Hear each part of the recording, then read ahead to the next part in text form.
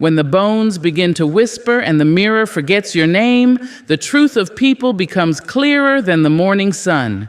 Let me tell you, in your old age, peace is not a luxury, it's your right. They don't knock, they never do. They slip in through the cracks of memory, sit at your table, and serve you stories seasoned with shame. You'll know them by the sigh in their voice, the pause that waits for your apology, the way they say, "If only you had," and expect you to fold beneath the weight of their unfinished sentences. In your old age, guilt arrives in soft shoes, not always loud, not always cruel. Sometimes it comes dressed as love. It will wear the face of a cousin, the voice of a grown child, the hands of someone who once knew you well enough to hurt you. They will remind you of what you didn't do, not what you survived, not what you carried, not what you sacrificed, but what you missed. One birthday, one phone call, one moment when your hands were too full and your heart too heavy to answer a need they didn't even voice until years later. The guilt whisperer is dangerous not because they yell, but because they whisper long enough for you to think their words are your own. And let me tell you, if you are not careful, you will begin to apologize for living your life. You will begin to regret the hours you gave to working 2 shifts just to keep the lights on, the nights you spent alone so your children could sleep in a home and not a shelter, the dreams you buried in silence so someone else could rise. They don't care about your truth, not really. What they want is not your story. They want your sorrow. They want to drape it over their shoulders like a robe and walk around as if your pain gives them purpose. You weren't there, they'll say. And never once will they ask where you were. Not in the factory, not in the kitchen, not in the hospital with aching knees, or at the bus stop in the rain. You were there, just not where they wanted you to be. And now they want you to wear that absence like a noose.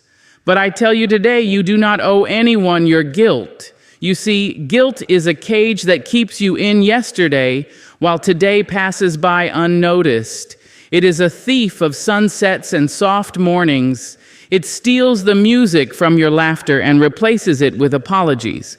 But you, my dear, have earned your joy. You have bought it with blood, with silence, with nights of hunger and years of compromise. Let them come with their rehearsed grievances and curated memories.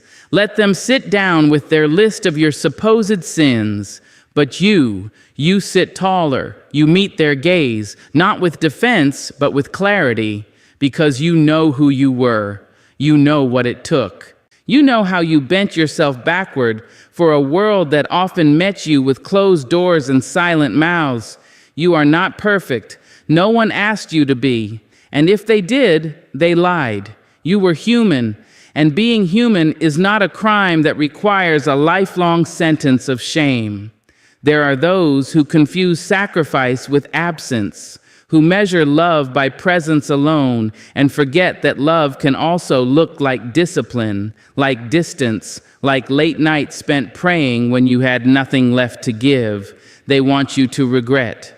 But regret cannot build what was never understood, and guilt cannot heal what was never fully seen. Some will accuse you of forgetting, but it is they who forget. They forget the meals made from nothing, the clothes sewn from scraps, the songs hummed at midnight when your child cried and no one else came. They forget that you gave when you had little and forgave when you had even less. They forget, and then they ask for penance. But you remember. And now in your old age, when your hands tremble not from fear but from the grace of years well spent, you must not allow their whispers to undo your silence. Peace is not a passive thing, it must be chosen. And sometimes, to keep peace, you must put your foot down on the throat of guilt and say, no more. You do not owe them your pain. You do not need to shrink before their revisionist history. Your life is a testament, not a trial. Your days are a poem, not a punishment. So when they come again, and they will, with soft sighs and sharp looks, with phrases wrapped in care that bite like nettles, you smile and you say, "I remember who I am," and that, my love, will be enough. Let them whisper. You are no longer listening. They don't always come looking like villains. No, the joy thief wears many faces, some familiar, some fond, some you once trusted to hold your heart without bruising it. They step into your home, into your day, into your spirit, not with fists raised, but with words dipped in vinegar, eyes that measure you, lips that curl just enough to say, "Why are you so happy?" They never ask it out loud. That would be too bold. No, they say it in glances, in tone, in the way they sit too stiff in your softness, too heavy in your light. They are allergic to ease, offended by your contentment. Your laughter, especially now in your older years, sounds to them like rebellion. And perhaps it is, because they expected you to be small, to be quiet, to be tired. They didn't plan for you to smile wide or dance in your kitchen while the kettle sings. They didn't prepare for your joy to bloom like wildflowers through the concrete of all you've been through.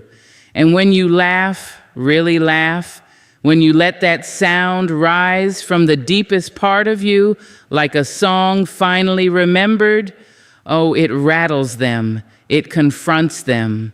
Because your joy is proof that survival was not the end of your story, that you didn't just endure, you emerged. They can't stand that, so they come to dim you, bit by bit. A comment here, a sigh there. They ask how you can be so carefree with everything going on in the world, as if joy ever meant you didn't care, as if smiling is an insult to sorrow. They don't understand that joy, especially now, is not ignorance, but resistance. It is you refusing to let bitterness age you more than time already has. They ask what you're so dressed up for, and you say, "Myself," and that unsettles them. They expect joy to come from outside, a person, a prize, a permission, but yours is an inside job, born of years spent loving people who didn't stay, losing things you thought you couldn't live without, crying alone in silence and then wiping your face and opening the door to the world again. You made joy from scraps. You stitched it together like a quilt from every laugh you earned through pain.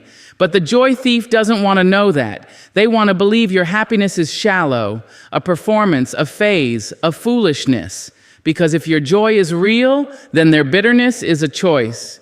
And they're not ready to face that. So they belittle what they can't understand. You're too old to be acting like that, they say. Aren't you supposed to be slowing down? No, you are not here to fade quietly.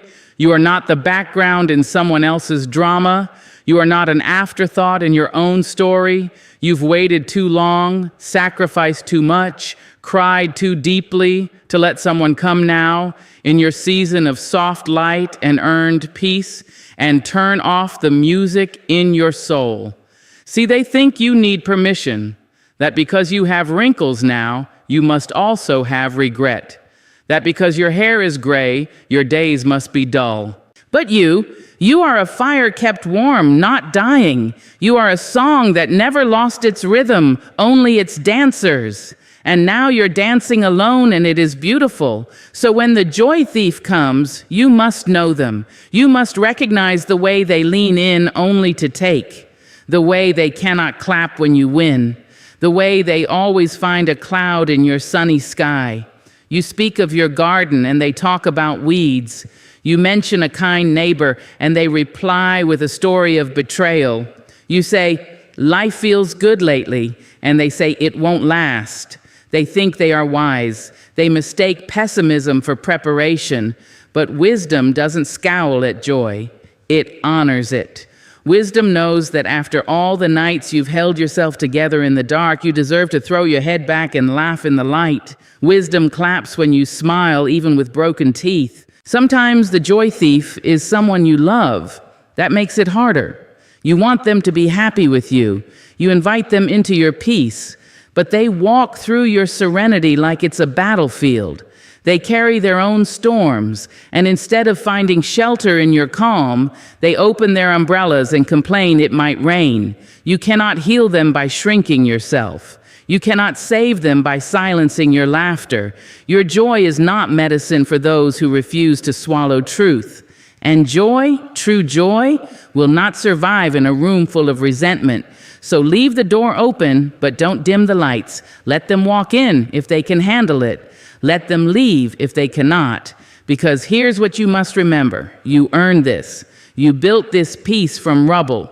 You found your joy not in spite of your life, but because of it. Every smile is a survivor's song. Every laugh is a small revolution. You wear your joy like silk, not loud, not boastful, but undeniable.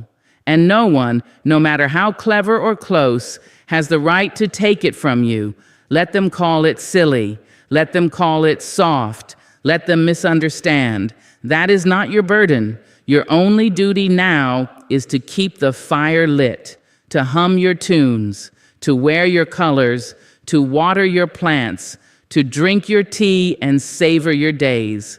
Let joy echo in your home, even if no one else claps, because this is the reward for not giving up. Let no one take it from you. They arrive like old friends. They smile like they come in peace, their hands open, their voice warm, their presence familiar. And maybe they are old friends. Maybe they're kin. Maybe they know your favorite color or remember your birthday. But the moment they sit down beside you, they begin their digging. Not into the present, not into your peace, not into the garden you've planted with such care, but into your past, your wounds, your oldest scars. They come with questions that look like curiosity, but feel like excavation. Do you remember when he left? What happened between you and your sister? Did it ever stop hurting? They don't ask to understand. They ask to stir. They ask to unearth the things you've spent decades learning to live with, trying to rise above. They bring up the names you've forgiven, the faces you finally blurred, the tragedies that nearly broke you but didn't, and they want details. Oh, come on, they say, laughing. You can tell me, and maybe you do, because there's something in you that still wants to be heard, something in you that believes someone finally wants to hold your story with care. But no, the memory digger does not hold, they collect. They stack your sorrow like trophies, take it back home and display it, talk about it, repeat it. Not with compassion, but with drama. They love a good tale of pain, especially if it's yours. They don't want the truth, they want the tears, they want the version of your life that makes them feel something deep and tragic. Not to heal with you, but to feed on the emotion. They want to see your eyes glass over. They want your voice to tremble. It makes them feel useful, maybe even powerful. Maybe it distracts them from their own silence. And sometimes they're clever. They don't go straight for the heart. They begin gently. You were always so strong, they say. I just wonder how you managed after he died. Or, you must have cried so much when your child moved away.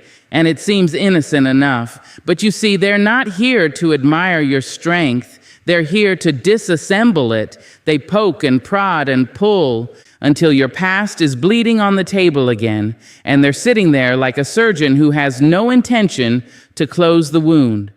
You can see it in the way they lean forward when the story gets sad, how their voice softens not with empathy, but anticipation. They wait for the moment your breath catches, the moment the memory grips you too tightly. That's when they feel they've done something. That's when they smile, satisfied, as if digging up your grief is a kind of intimacy.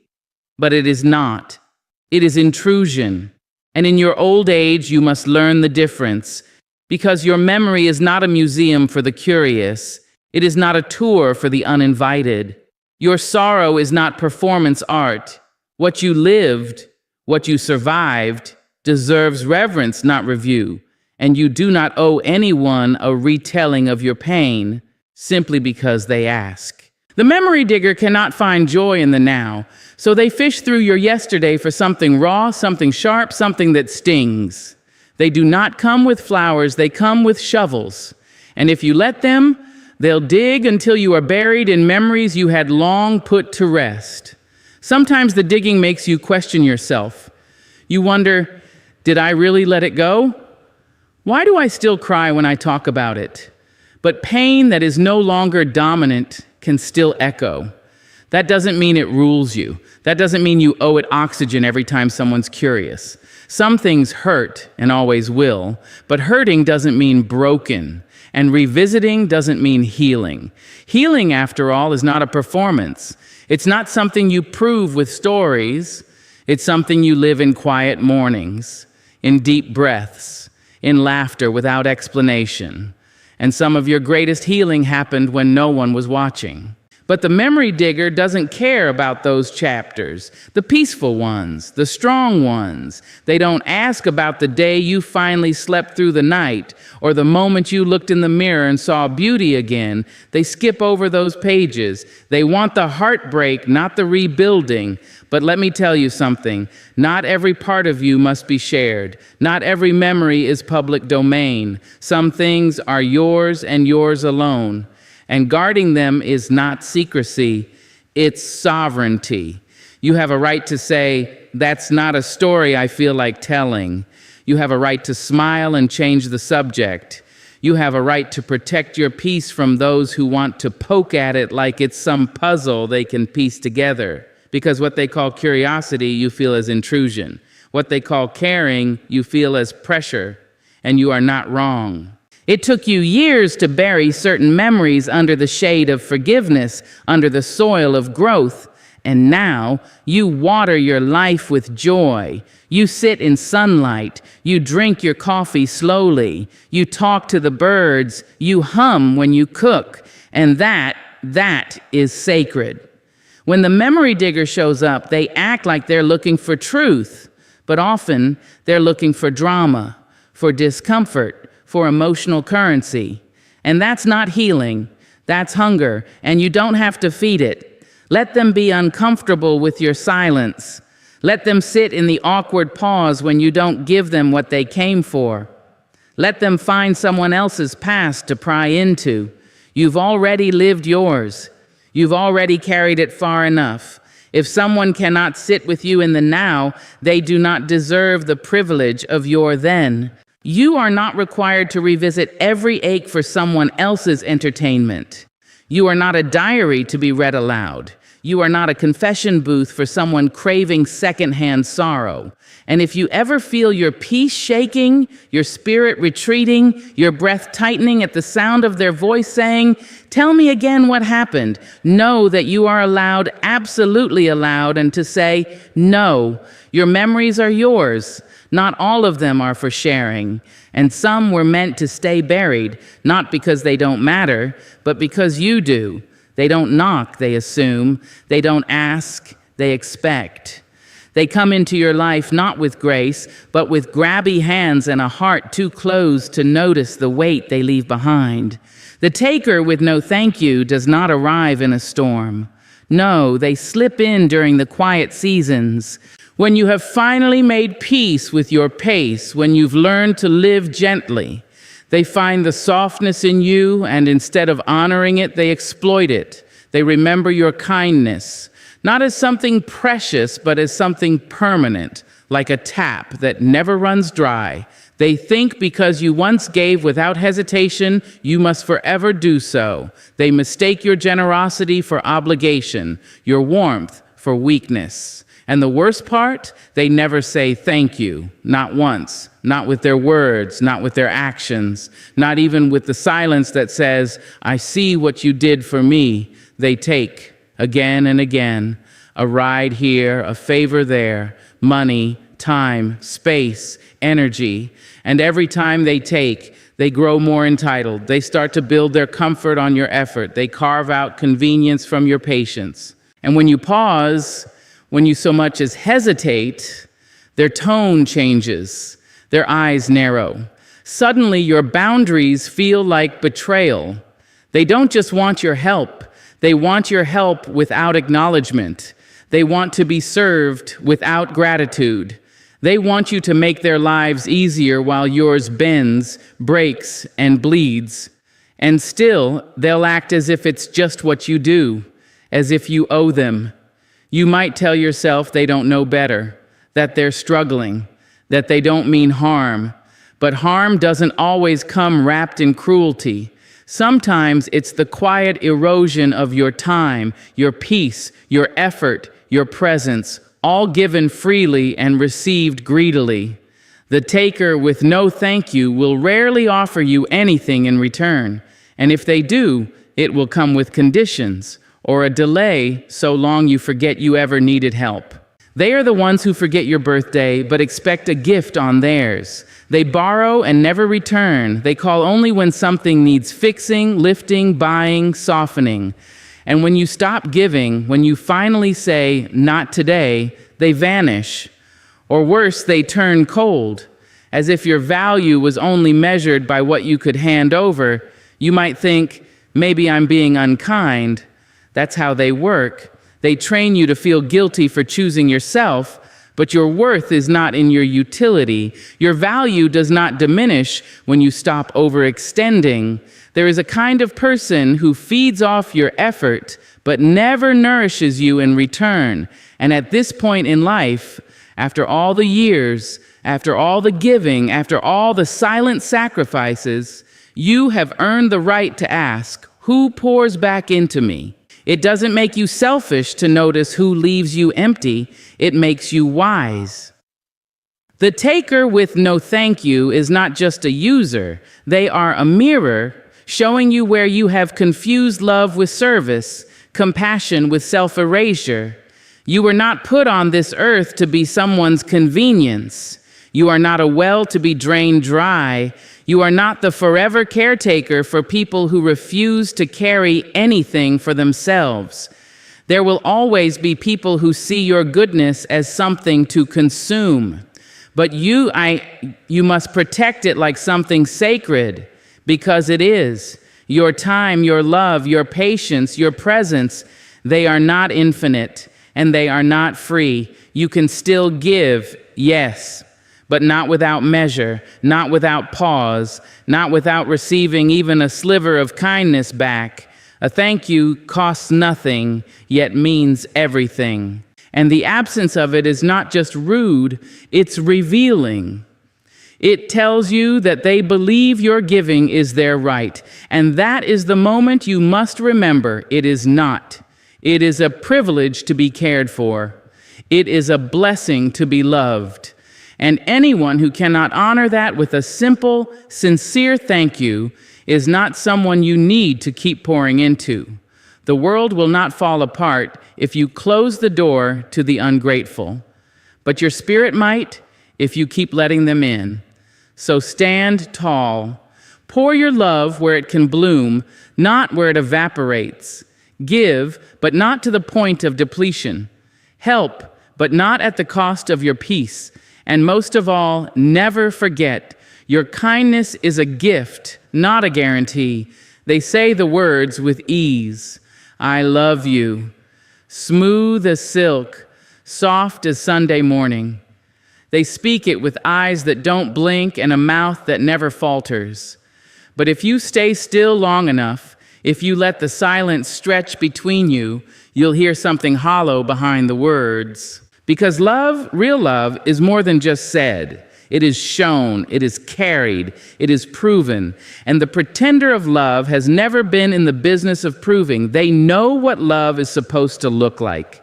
They've studied it. They've learned the gestures, the timing, the tone. They smile at just the right moment, offer just enough sweetness to keep you soft, but never enough truth to keep you secure. They lean on your care. They drink from your attention. They bask in the warmth you give so easily, and then they leave you cold. You don't always see them coming. They don't arrive in villain's clothing. No, they come wrapped in charm and politeness. They remember your favorite song. They text good morning. They show up, but only when it's easy.